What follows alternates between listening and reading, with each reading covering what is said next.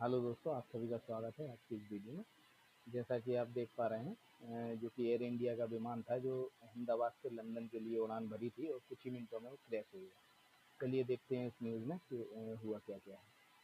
Air India की यही flight take off कर रही थी, उड़ान भरने की कोशिश कर रही थी। नोज इसकी ऊपर होनी चाहिए थी, लेकिन बावजूद इसके इसकी नोज सही समय पर ऊपर नहीं हो पाई और आगे कुछ दूरी चलकर ये आग के गोले में तब्दील हो जाती है। ये जो पायलट जो इसे उड़ा रहे थे, उनकी एक्सपीरियंस भी बहुत ज्यादा थी। सुमित जो कैप्टन थे, जो उनकी फ्लाइट आवर एक्सपीरियंस थी वो थी 8,200 घंटे। जो उनके को पायलट थे या कहें जो फर्स्ट ऑफिसर थे, उनकी जो एक्सपीरियंस थी वो थी 1100 घंटे की। लेकिन बावजूद इसके जो सुमित है, जो कैप्टन है, वो मेडे मेडे चिल्लाते हुए इस फ्लाइट को कहते हैं कि ये इमरजेंसी में है, और उसके बाद ये प्लेन क्रैश हो जाता है।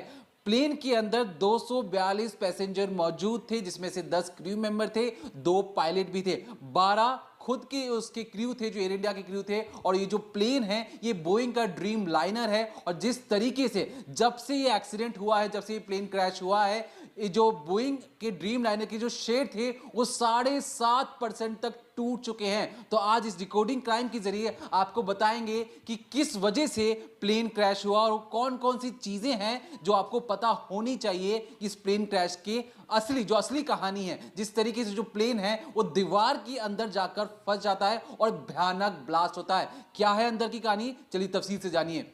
देखिए, ये जो प्लेन है जो अहमदाबाद से सीधे तौर पर लंदन के लिए उड़ान भर रहा था, बोइंग 787, ये एक ड्रीम लाइनर प्लेन है। और बताया जाता है कि जितने भी कॉमर्शियल प्लेन होते हैं उनसे ज़्यादा इसके अंदर स्पेस होता है, और यहाँ तक कि इसका जो मैकेनिज्म है वो इतना हल्का बनाया जाता है ताकि पायलट को उड़ाने में भी ज़्यादा तकलीफ ना हो। और इसके अलावा इसकी जो खिड़कियाँ होती हैं, जो दरवाजे होते हैं, वो आमतौर पर बाकी प्लेन से काफ़ी ज़्यादा लंबे चौड़े और बड़े होते हैं, जिसकी वजह से कभी कोई ख़तरा हो, कोई परेशानी हो तो पैसेंजर्स की जान बचाई जा सके। लेकिन ये जो प्लेन है एयर इंडिया का 171 बताया जा रहा है, जिसके अंदर ये हादसा हुआ है, जो प्लेन क्रैश हुआ है।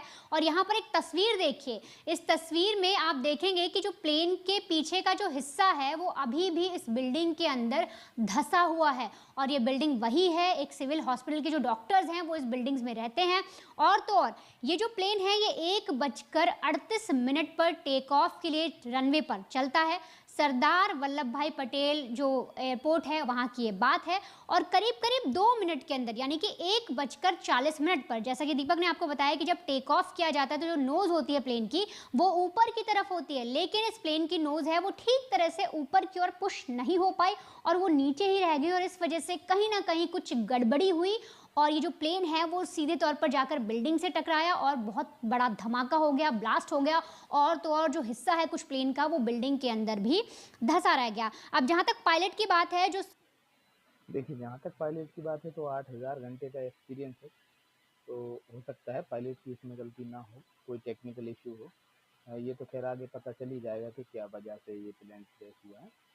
पायलट को ध्यान रखना होता है स्पीड का, यानी कि कहीं भी ऐसा नहीं होगा जब भी आप टेक ऑफ कर रहे हैं, कोई पायलट जब प्लेन उड़ा रहा है, टेक ऑफ के लिए वो उड़ान भरने की कोशिश कर रहा है, तो उसे जो रनवे पर स्पीड है वो मेंटेन कर कर चलनी होती है। स्पीड जो है जब शुरुआत करते थोड़ी कम होती है, उसके बाद धीरे धीरे धीरे धीरे बढ़ती है, ना कि एक बैग बढ़ती है। तो यहाँ पर तो इस फिलहाल गलती के का लिए भी जो एक भी इस आकलन किया मामले जा में रहा है कि हो अपडेट होंगे सकता हम है आप तक ऐसी कोई पहुंचाते मिस्टेक रहेंगे। हो गई हो। हमारे चैनल को सब्सक्राइब कर लें और नोटिफिकेशन बेल को ऑन कर लें। उसमें पूरे 242 लोगों की जान चली गई, जिसमें 230 यात्री थे और बाकी 12 लोग जो क्रू मेंबर थे विमान के, उन सभी की जान चली गई। कोई भी उसमें जिंदा नहीं बचा है। बड़े दुखद हादसा हुआ है ये। चलिए आज की वीडियो में इतना ही।